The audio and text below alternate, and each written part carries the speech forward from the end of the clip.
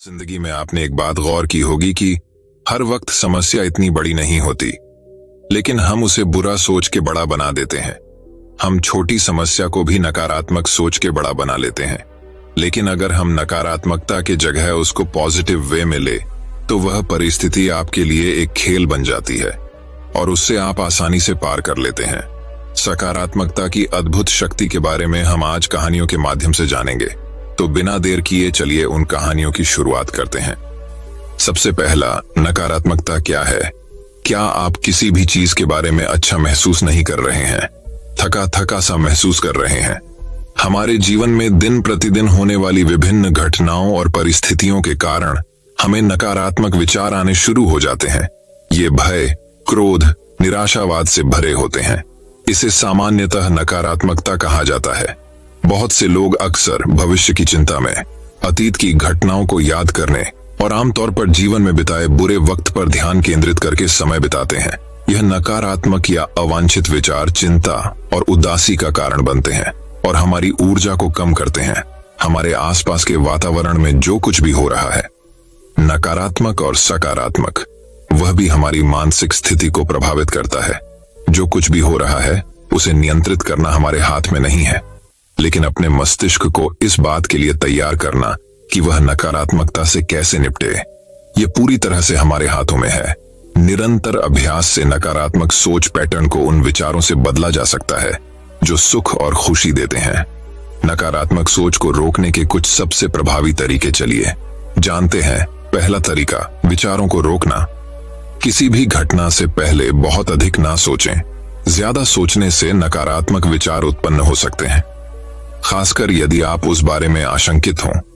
स्थिति को आने दें और पहले से चीजों के बारे में धारणा ना बनाएं। नकारात्मक स्थिति की कल्पना ना करें।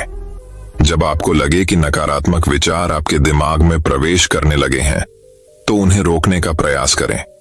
यदि आप अकेले हैं तो आप इसे जोर से बोलकर रोकने का प्रयास कर सकते हैं। नेगेटिव विचारों को रोकने के लिए अपनी सोच की दिशा बदलें। आप 100 से 1 तक उलटी गिनती गिनना शुरू कर सकते हैं। दूसरा तरीका, गहरी सांस लें। जब कोई बुरा विचार अचानक आपके मस्तिष्क में आ जाता है तो चिंता या घबराहट होना स्वाभाविक है, लेकिन विचार को लंबे समय तक ना बने रहने दें और उसे रोकें। रोकने के लिए 30 सेकंड तक 5 गहरी और लंबी सांसें लें। तीसरा तरीका, सकारात्मक वाक्य दोहराएं। पॉजिटिव एफर्मेशंस का उपयोग विभिन्न तरीकों से किया जा सकता है। इन्हें उसी तकनीक से अपना सकते हैं जैसा कि नेगेटिव विचारों को रोकने के लिए अपनाया जाता है। दूसरे शब्दों में, जैसे ही आपको लगता है कि एक नकारात्मक विचार आपके दिमाग में आ रहा है, आप एक पॉजिटिव बात दोहराएं, जैसे कि मैं ये कर सकता हूं या मैं मजबूत हूं इत्यादि। जैसा कि हम जानते हैं कि हमारे पास चेतन और अवचेतन मन है। अवचेतन मन बहुत शक्तिशाली है। चेतन मन एक विचार बनाता है, उसे अवचेतन मन में भेज देता है और अवचेतन मन विचार का निर्माण शुरू कर देता है। इसलिए हमें अपने चेतन मन को अधिकतर सकारात्मक विचार बनाने के लिए प्रशिक्षित करना चाहिए। उसके लिए व्यक्ति को सकारात्मक सोच का अभ्यास करना चाहिए और नकारात्मक विचारों को दूर करना चाहिए। जल्द ही मन केवल सकारात्मक विचारों को जारी करना शुरू कर देगा। चौथा तरीका, सभी परिस्थितियों को स्वीकार करने का अभ्यास करें। सभी प्रकार की परिस्थितियों को शांति से स्वीकार करना चुनौतीपूर्ण होता है, लेकिन यह महत्वपूर्ण है। हम सभी ये जानते हैं कि हमारे जीवन पर हमारा पूर्ण नियंत्रण नहीं है। हर समय सुखद स्थिति बने रहना संभव नहीं है। इसलिए जब हम जीवन के हिस्से के रूप में सफलता और असफलता का सामना समान रूप से करेंगे, तो हम अपने आत्म के साथ शांति से रह सकते हैं। जब चीजें हमारे तरीकों के अनुसार नहीं चलती हैं, तो नकारात्मकता बढ़ती है। स्वीकृति और प्रवाह के साथ जाना जीवन में नकारात्मकता से बचने का महत्वपूर्ण तरीका है। पांचवा तरीका, पेपर पर लिखें और नष्ट करें। यदि आपके नकारात्मक विचार किसी विशेष मजबूत भावना जैसे भय, क्रोध या ईर्ष्या से जुड़े हुए हैं, तो उन सभी को लिखने की कोशिश करें। एक पेन और पेपर लें और उन सभी नकारात्मक विचारों को पेपर पर लिखकर व्यक्त करें। फिर इस पेपर को नष्ट कर दें, जो आगे बढ़ने में मदद करेगा। जो लोग लिखकर खुद को व्यक्त नहीं कर सकते, वे कलात्मक प्रयासों जैसे कि चित्र बनाकर ऐसा कर सकते हैं और फिर उसे नष्ट कर सकते हैं। इस तकनीक का उद्देश्य अपनी नकारात्मकता को बाहर निकालना है ताकि आप इसे संतोषजनक प्रतीकात्मक तरीके से खत्म कर सकें। छठा तरीका, खुद के साथ तर्क करें। जब हमारा दिमाग कमजोर होता है तो नकारात्मकता उस पर हावी हो जाती है, लेकिन जब हम भावनात्मक रूप से मजबूत होते हैं तो हम नकारात्मकता को नजरअंदाज करके आगे बढ़ जाते हैं। जैसे ही आपको लगता है कि नकारात्मकता का चक्र शुरू हो रहा है, खुद के साथ तर्क करने की कोशिश करें। इस तकनीक में एक वाक्य ढूंढना शामिल है जिसे आपको दोहराना है। आपको स्वयं को यह बताना है कि आपके अंदर शक्ति है और समय आने पर उस शक्ति को बढ़ाना है। एक गहरी सांस लें और इस दृष्टिकोण का अभ्यास करें। उदाहरण के लिए, यदि नकारात्मक विचार का कारण अच्छी नौकरी ना मिलना है तो दोहराएं, मैंने एक अच्छी नौकरी पाने के लिए संघर्ष किया है। इसका मतलब यह नहीं है कि मुझे भविष्य में अच्छी नौकरी कभी नहीं मिलेगी। अपने चुने हुए वाक्य के बाद तनाव और नकारात्मकता को दूर करने के लिए रिलैक्स शब्द कहते हुए सांस छोड़े। इसी तरह आपकी नकारात्मकता का जो भी कारण हो, उसमें अपना एक वाक्य ढूंढे और बताई गई प्रक्रिया दोहराएं। सातवां तरीका, नकारात्मक विचारों का पैटर्न बनने से रोकें। अपने दिमाग को विचारों के पूर्व निर्धारित पैटर्न में सेट न होने दें। कई बार ऐसा होता है कि हम किसी के बारे में सोचना शुरू करते हैं तो नकारात्मक विचार आने लगते हैं। उस समय विचारों का पैटर्न तोड़ना जरूरी होता है। चेतन मन आपके हस्तक्षेप के बिना एक निर्धारित दिनचर्या का पालन करता है। जब हमारा दिमाग नकारात्मक विचारों के पैटर्न में स्थापित होता है तो यह उसी का पालन करता है। यदि हम अपने दिमाग को उस दिशा में नहीं जाने देंगे तो नकारात्मक विचारों से घिरने से बच जाएंगे। आठवां तरीका, खाली न बैठें। अधिकांश बुरे विचार खाली समय के दौरान आते हैं। जब हमारा मस्तिष्क खाली होता है तो वह व्याकुलता के कारण भटकने लग जाता है और नकारात्मक विचार आने लगते हैं। खाली वक्त में अपनी रुचि का कुछ भी करें, जैसे कि संगीत सुनना, पढ़ना, व्यायाम करना, चित्र बनाना इत्यादि। नौवां तरीका, मेडिटेशन यानी ध्यान का अभ्यास करें। सकारात्मक सोच और मानसिक स्वास्थ्य को बढ़ाने के लिए मेडिटेशन का अभ्यास करें। मेडिटेशन करते समय हमारा शरीर और मन एक दूसरे के साथ तालमेल बनाते हैं। जब हम अपनी धीमी सांस पर ध्यान केंद्रित करते हैं तो यह हमारे दिमाग को आराम देने और शांत रखने में मदद करता है। इस तरह हम चुनौतियों का सामना आसानी से कर सकते हैं। मेडिटेशन के लिए हर रोज कुछ समय निर्धारित करें। 10वां तरीका, शारीरिक स्वास्थ्य पर ध्यान दें। अपने आहार और व्यायाम पर ध्यान दें। इससे आपको खुश और सकारात्मक रहने में मदद मिलेगी। वर्कआउट करते समय हमारा शरीर हार्मोन को रिलीज करता है जो सकारात्मकता पैदा करते हैं। अध्ययनों से साबित हुआ है कि जो लोग नियमित कसरत करते हैं वे खुश और संतुष्ट रहते हैं। नकारात्मकता को दूर रखने के लिए व्यायाम के लिए कुछ समय निर्धारित करें। तो दोस्तों, चलिए अब हम जानते हैं नकारात्मक लोगों को कैसे पहचानें और उनसे कैसे बचें। नकारात्मक लोगों को कैसे समझें। पहला तरीका, लगातार शिकायत करने वाला गुण। नकारात्मक लोगों में लगातार शिकायत करने की प्रवृत्ति होती है, चाहे बात उनकी नौकरी, रिश्तों या सामान्य जीवन की हो। वे लगभग हर चीज में खामियां ढूंढते हैं। इस निरंतर नकारात्मकता को पहचानना नकारात्मक व्यक्तियों की पहचान करने में पहला कदम है। दूसरा तरीका, लगातार निराशावाद। नकारात्मक लोग अक्सर गिलास को आधा खाली समझते हैं। वे समाधान ढूंढने के बजाय संभावित समस्याओं और बाधाओं पर ध्यान केंद्रित करते हैं। यदि आप सतर्क नहीं हैं तो उनका निराशावादी दृष्टिकोण थका देने वाला हो सकता है और आपके अपने दृष्टिकोण को प्रभावित कर सकता है। तीसरा तरीका, जवाबदेही का अभाव। नकारात्मक व्यक्ति अक्सर अपने कार्यों की जिम्मेदारी से बचते हैं। वे अपनी समस्याओं पर स्वामित्व लेने के बजाय बाहरी कारकों या अन्य लोगों को दोष देते हैं। यह व्यवहार विषाक्त हो सकता है और व्यक्तिगत विकास में बाधा बन सकता है। चौथा तरीका, ऊर्जा को नष्ट करने वाले। नकारात्मक लोग ऊर्जा पिशाच होते हैं। उनके साथ समय बिताने के बाद आप भावनात्मक रूप से और थका हुआ महसूस कर सकते हैं। उनकी उपस्थिति से आपकी ऊर्जा के स्तर पर पड़ने वाले प्रभाव को पहचानना आपकी भलाई के लिए महत्वपूर्ण है। तो दर्शकों, अब जानते हैं नकारात्मक लोगों को पहचानने के तरीके। पहला तरीका, मौखिक संकेतों पर ध्यान दें। व्यक्ति जिस भाषा का उपयोग करता है उसे सुने। लगातार नकारात्मकता, शिकायत और निराशावादी स्वर नकारात्मक मानसिकता के स्पष्ट संकेतक हैं। यदि कोई व्यक्ति बार बार नहीं कर सकता, नहीं करेगा या कभी नहीं जैसे शब्दों का उपयोग करता है तो यह एक खतरे का संकेत हो सकता है। दूसरा तरीका, शारीरिक भाषा पर ध्यान दें। नकारात्मक व्यक्ति अक्सर शारीरिक भाषा के कुछ संकेत प्रदर्शित करते हैं। झुकी हुई मुद्रा, आंखों से संपर्क की कमी और आमतौर पर बंद व्यवहार नकारात्मक मानसिकता का संकेत दे सकता है।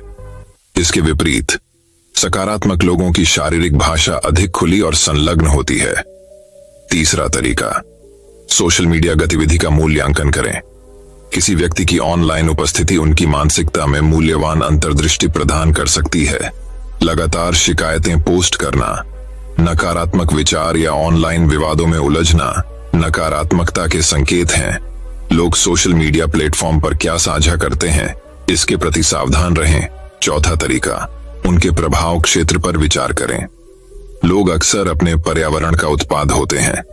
यदि कोई व्यक्ति नकारात्मक व्यक्तियों से घिरा हुआ है तो संभव है कि उनका दृष्टिकोण समान हो। उनके दृष्टिकोण को बेहतर ढंग से समझने के लिए जिस कंपनी में वे रहते हैं उसका मूल्यांकन करें। तो दर्शकों, चलिए अब हम जानते हैं नकारात्मक लोगों से बचने के उपाय। पहला उपाय, सीमाएं निर्धारित करें। नकारात्मक व्यक्तियों के साथ स्पष्ट सीमाएं स्थापित करें। अपनी सीमाएं बताएं और बताएं कि आप लगातार नकारात्मकता बर्दाश्त नहीं करेंगे। यह आपके रिश्ते में एक स्वस्थ गतिशीलता बनाने में मदद कर सकता है। दूसरा उपाय, अपनी लड़ाई चुनें। हर लड़ाई लड़ने लायक नहीं होती। नकारात्मक लोग आपको अपने नाटक में फंसाने की कोशिश कर सकते हैं।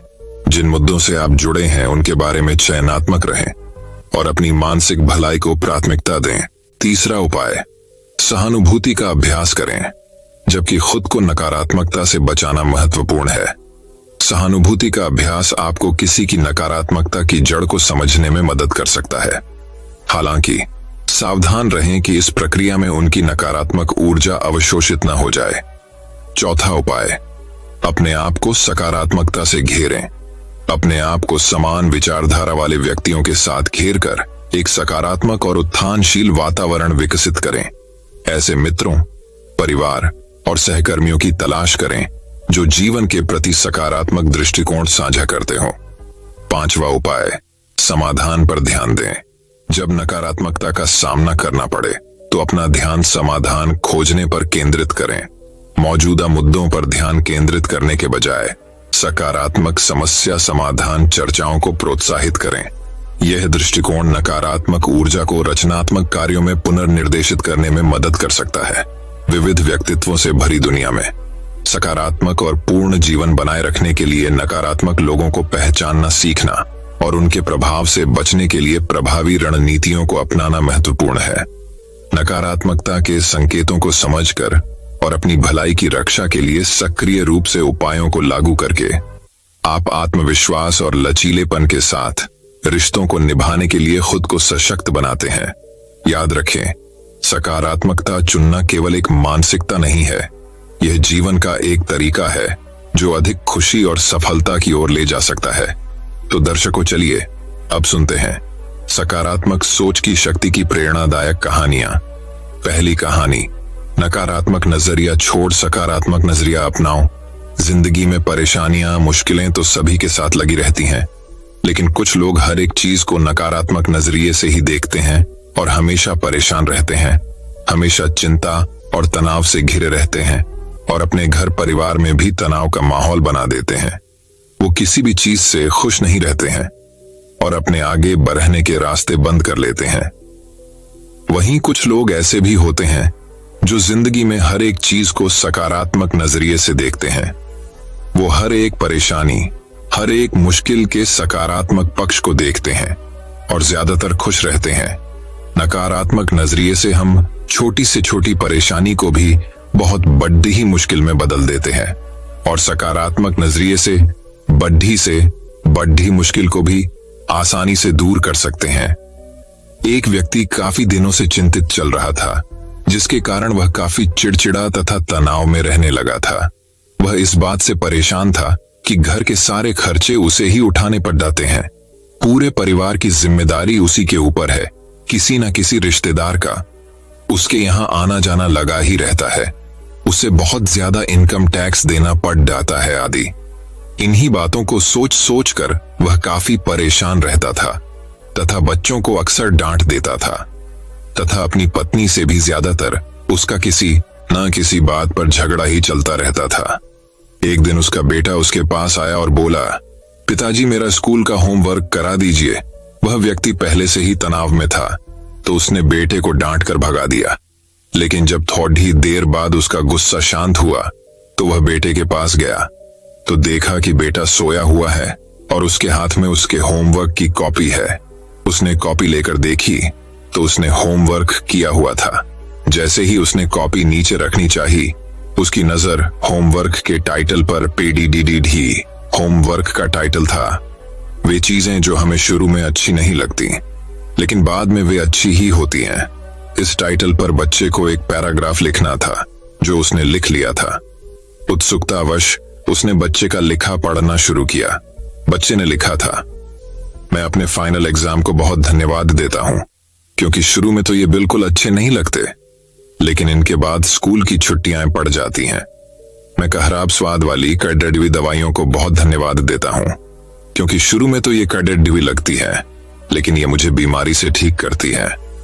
मैं सुबह सुबह जगाने वाली उस अलार्म घड़ी DDH को बहुत धन्यवाद देता हूं जो मुझे हर सुबह बताती है कि मैं जीवित हूं। मैं ईश्वर को भी बहुत धन्यवाद देता हूं जिसने मुझे इतने अच्छे पिता दिए क्योंकि उनकी डांट मुझे शुरू में तो बहुत बुरी लगती है लेकिन वो मेरे लिए खिलौने लाते हैं, मुझे घुमाने ले जाते हैं और मुझे अच्छी अच्छी चीजें खिलाते हैं। और मुझे इस बात की खुशी है कि मेरे पास पिता हैं क्योंकि मेरे दोस्त सोहन के तो पिता ही नहीं हैं। बच्चे का होमवर्क पढ़ने के बाद वह व्यक्ति जैसे अचानक नींद से जाग गया हो।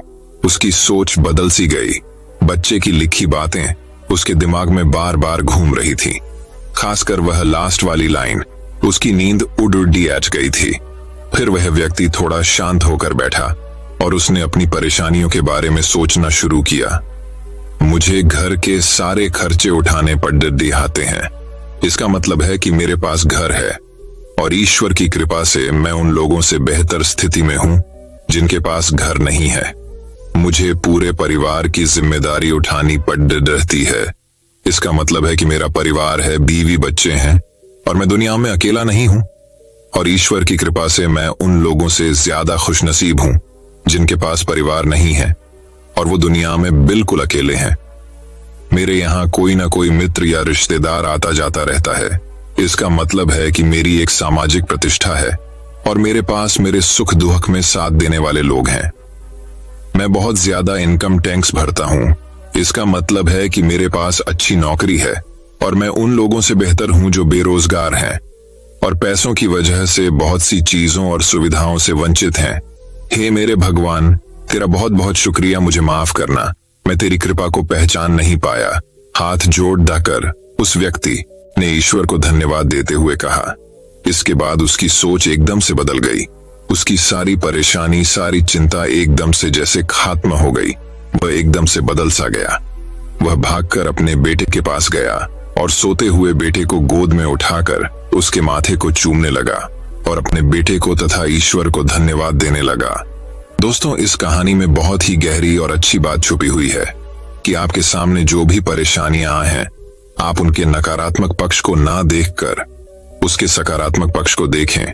हम जब तक किसी भी चीज को नकारात्मक नजरिए से देखते रहेंगे तब तक हम परेशानियों से घिरे रहेंगे, चिंता और तनाव हमें घेरे रहेंगे। लेकिन जैसे ही हम उन्हीं चीजों को, उन्हीं परिस्थितियों को सकारात्मक नजरिए से देखेंगे, हमारी सोच एकदम से बदल जाएगी। हमारी सारी चिंताएं, सारी परेशानियां, सारे तनाव एकदम से खत्म हो जाएंगे और हमें आगे बढ़ने के और मुश्किलों से निकलने के नए नए रास्ते दिखाई देने लगेंगे। दोस्तों, ईश्वर ने आपको जो भी दिया है उसमें खुश रहना चाहिए। कभी भी किसी चीज के ना होने पर ईश्वर को दोष ना दें, बल्कि ये सोचें कि जितना आपके पास है उतना भी बहुत से लोगों को नसीब नहीं होता है। आप बहुत से लोगों से आज भी बहुत बेहतर स्थिति में हैं।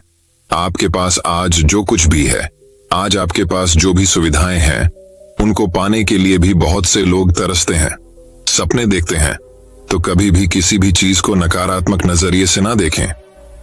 आपके पास जितना है उसमें खुश रहें और हर एक चीज, हर एक परिस्थिति को सकारात्मक नजरिए से देखें और अपनी जिंदगी में आगे बढ़ने के लिए मेहनत करते रहें। तो दर्शकों, चलिए अब हमारे दूसरी कहानी की शुरुआत करते हैं। दूसरी कहानी, सकारात्मक सोच की शक्ति की कहानी।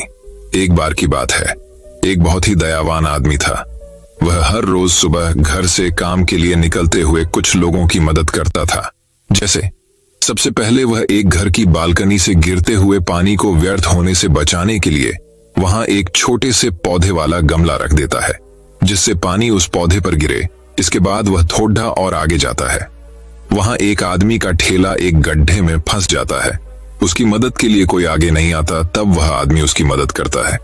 इसके बाद थोड़ा और आगे चलने पर एक बहुत ही गरीब लड्डू डचकी जो पढ़ाना चाहती है, वहां फुटपाथ बैठकर भीख मांगती है ताकि कुछ पैसे इकट्ठे हो सकें और वह पढ़ाई कर सके। वह आदमी उसे रोज कुछ पैसे देता है। इस तरह वह रोज कुछ लोगों की मदद करता है। ऐसा वह हर रोज करता है। एक दूसरा आदमी उस आदमी को यह सारे काम हर रोज करते देखता है। एक दिन उस दूसरे आदमी ने उस आदमी से पूछा कि भाई साहब, आप रोज इन लोगों की मदद करते हैं, लेकिन इससे क्या फर्क पड़ेगा? इससे केवल समय की बर्बादी होगी।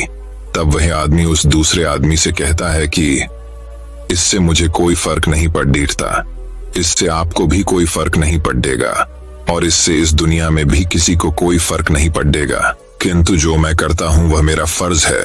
मैं सिर्फ अपना फर्ज निभा रहा हूं और फर्ज निभाने में समय की बर्बादी नहीं होती। ऐसा कहकर वह वहां से चला जाता है। ऐसा करते करते कुछ दिन बीत जाते हैं। फिर एक दिन वह देखता है कि वह बालकनी के नीचे रखा हुआ पौधा बड्ढा हो गया है। फिर थोड़ा आगे जाकर वह हर रोज की तरह उस ठेले वाले आदमी की मदद के लिए जाता है, तो देखता है कुछ और लोग उसकी मदद कर रहे हैं। फिर थोड़ा और आगे उस लड्डचकी को पैसे देने के लिए जाता है, तो देखता है कि वह लड्डचकी वहां नहीं है। वह उसका वहीं इंतजार करता है। थोड़ी देर बाद वह लड्डचकी एक स्कूल की यूनिफॉर्म पहनकर उसके सामने आती है। यह सब देखकर वह बहुत खुश होता है, लेकिन वह दूसरा आदमी भी यह सब देख रहा होता है और यह सब देखकर उसे समझ आता है कि एक आदमी ने कोशिश की तो किसी का कितना भला हो गया। इसी तरह यदि और लोग भी ऐसा करने लगें तो इस देश की पूरी सूरत ही बदल सकती है। शिक्षा, इस कहानी से यह प्रेरणा मिलती है कि हमें नकारात्मक सोच नहीं रखना चाहिए, हमेशा सकारात्मक सोचना चाहिए। व्यर्थ ही पैसे खर्च करने से अच्छा है कि किसी जरूरतमंद की मदद करें, क्योंकि इससे आपको खुशी मिलेगी और किसी को नया जीवन मिल जाएगा। किसी जरूरतमंद की मदद करना समय और पैसे की बर्बादी नहीं, बल्कि अपना फर्ज समझना चाहिए। ये कभी नहीं सोचना चाहिए कि एक अकेले आदमी की कोशिश से क्या होगा। दोस्तों, यदि एक आदमी भी कोशिश करे तो बहुत कुछ हो सकता है, इसलिए हमेशा कोशिश करते रहना चाहिए। तो दर्शकों, चलिए अब हमारे तीसरी कहानी की शुरुआत करते हैं। तीसरी कहानी, एक बार एक राजा के 3 पुत्र थे। राजा यह जानना चाहता था कि उसका कौन सा पुत्र अधिक बुद्धिमान है, मुश्किल हालातों में कौन सबसे अधिक सकारात्मक सोच अपनाता है। राजा ने तीनों पुत्रों को एक एक सिक्का देकर कहा कि इस सिक्के से कुछ ऐसा खरीदो जिससे तुम्हारे कक्ष का कोना कोना भर जाए। रात को मैं तुम तीनों के कमरों का निरीक्षण करूंगा। बड़े राजकुमार को लगता था कि 1 रुपए से ऐसा कुछ नहीं खरीदा जा सकता जिससे कमरे का कोना कोना भर जाए, इसलिए वह कुछ भी खरीद नहीं पाया। दूसरे राजकुमार ने थोड़ी बुद्धि लगाई और बाजार से भंगार खरीदकर अपने कमरे के चारों कोनों में फैला दिया। सबसे छोटा राजकुमार सकारात्मक सोच वाला था। वह सोचने लगा कि मेरे पिता एक इतने बड़े राज्य के राजा हैं। अगर एक सिक्का दिया है ऐसी चीज खरीदने को जिससे कमरे का कोना कोना भर जाए, तो जरूर कुछ ना कुछ तो ऐसा वास्तविकता में होगा। अपने पिता की बात को ध्यान से समझकर वह बाजार से दिए खरीद कर लाया। उसने कमरे के सभी कोनों पर रखे थे, जिससे उसके कक्ष का कोना कोना रोशनी से भर गया। राजा ने रात्रि को तीनों पुत्रों के कक्षों का निरीक्षण किया। राजा ने तीनों पुत्रों को पास बुलाया। राजा ने कहा कि जब मैंने सिक्का खर्च करने को कहा था तो मैंने उससे क्या खरीद सकते हैं। उसका संकेत भी साथ ही दे दिया था। मैंने कहा था कि मैं रात्रि में तुम्हारे कक्ष में आऊंगा, तुम्हारे कक्ष का कोना कोना भरा होना चाहिए, लेकिन तुम दोनों ने उस ओर ध्यान नहीं दिया, बल्कि तुम दोनों की सोच नकारात्मक थी कि इससे ऐसा कुछ नहीं खरीदा जा सकता। तुम्हारे छोटे भाई की सोच सकारात्मक थी। उसने समाधान पर ध्यान दिया, उसने बाजार से दिए खरीदे और अपने कक्ष का कोना कोना रोशनी से भर दिया। सीख, जब हम नकारात्मक सोच रहे होते हैं तो हम समस्या के आने पर समस्या को इतनी बड़ी मान लेते हैं कि समाधान पर ज्यादा ध्यान केंद्रित नहीं कर पाते। तो दर्शकों, चलिए अब हमारे चौथी कहानी की शुरुआत करते हैं। चौथी कहानी, महात्मा बुद्ध की प्रेरणादायी कहानी। जब कोई आपकी निंदा करे तो सकारात्मक कैसे रहें। एक बार महात्मा बुद्ध एक गांव में प्रवचन करने के लिए पहुंचे। वहां कुछ लोग महात्मा बुद्ध को गालियां देने लगे। महात्मा बुद्ध शांत भाव से उनकी गालियां को सुनते रहे। महात्मा बुद्ध से कुछ लोगों ने पूछा कि हमारी बातों का आप पर कोई प्रभाव क्यों नहीं दिख रहा। महात्मा बुद्ध ने कहा, तुम लोगों ने मुझे गालियां दी, दुर्व्यवहार किया मैंने। जब तुम्हारी गलियों को स्वीकार ही नहीं किया, इसलिए गालियां तुम्हारे पास ही रही। जो चीज मैंने ली ही नहीं, उसके लिए खुश होने या दुखी होने का कारण ही नहीं बनता है। उन लोगों को महात्मा बुद्ध की बात समझ में नहीं आई। महात्मा बुद्ध ने उदाहरण देते हुए समझाया कि मानो मुझे किसी ने उपहार दिया और वह मैंने स्वीकार ही नहीं किया, तो वह उपहार किसके पास रह जाएगा। सब लोग कहने लगे कि जिसने उपहार दिया है उसी के पास रह जाएगा। इस पर महात्मा बुद्ध कहने लगे कि अगर मैंने गालियां स्वीकार ही नहीं की तो वह तुम्हारे पास ही रह जाएंगी। महात्मा बुद्ध की यह कहानी हमें किसी के हमारे बारे में बुरा भला कहने पर भी सकारात्मक सोचने की प्रेरणा देती है। शिक्षा, महात्मा बुद्ध की यह कहानी हमें सिखाती है कि अगर जीवन में आपके आसपास कोई आपकी निंदा करता है तो भी अपना कार्य ईमानदारी से करते रहे। उनकी नकारात्मक सोच को स्वयं पर प्रभावित मत होने दे। तो दर्शकों, चलिए अब हमारे पांचवी कहानी की शुरुआत करते हैं। पांचवी कहानी, जीवन के प्रति दृष्टिकोण बदलो। एक बार एक लड़का जंगल में रास्ता भटक गया। जंगल में उसकी नजर एक लाचार लोमड़ी पर पड़ी जो चलने फिरने में असमर्थ थी। वह सोचने लगा कि इस लाचार लोमड़ी के खाने पीने का इंतजार कैसे होता होगा। तभी उसे एक शेर आता दिखाई दिया। उसे लगा कि यह शेर लोमड़ी को खा जाएगा, लेकिन शेर ने अपने मुंह में किसी जानवर का मांस दबाकर रखा था। वह मांस लोमड़ी के आगे डालकर चला गया। वह लड़का सोचने लगा कि भगवान बड़ा दयालु है जो उसने इस लाचार लोमड़ी के भोजन का प्रबंध भी करवा रखा है।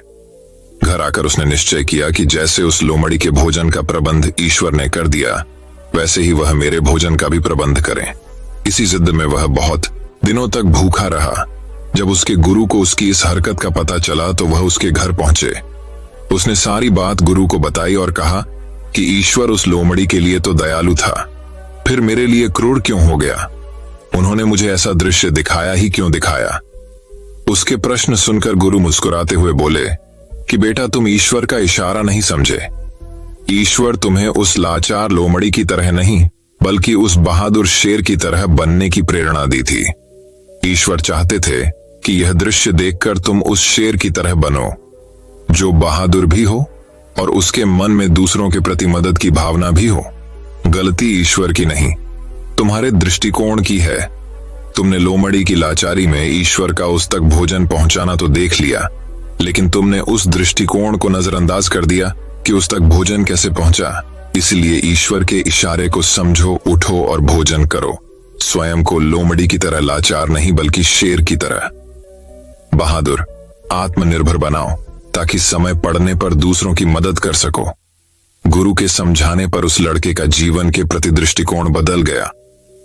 हमारे साथ भी ऐसा होता है जब हमारे आसपास कई बार परिस्थितियां ऐसी ही जाती है जब हम ईश्वर द्वारा दिखाए हुए सकारात्मक पहलू को ना देखकर केवल नकारात्मकता पर ही अपना ध्यान केंद्रित कर देते हैं। शिक्षा, नकारात्मक परिस्थितियों में ही उनके सकारात्मक हल छुपे होते हैं। दोस्तों, मैं उम्मीद करता हूं कि यह कहानी सुनने से आपके जीवन में अच्छे बदलाव आए होंगे। आपको इस वीडियो से क्या सीखने मिला, ये कमेंट करके जरूर बताएं और अपने परिवार, दोस्तों या आपके करीबी इंसान के साथ ये कहानी शेयर करके उन्हें भी इस ज्ञान से परिचित करवाए। बाकी अगर आपको ये वीडियो दिल से अच्छी लगी हो तभी इस वीडियो को लाइक कर देना, और आपने अब तक इस चैनल को सब्सक्राइब न किया हो तो चैनल को सब्सक्राइब भी जरूर कर देना। आपका हर दिन शुभ हो और खुशियों से आपका जीवन भरा रहे। धन्यवाद। नमो बुद्धा।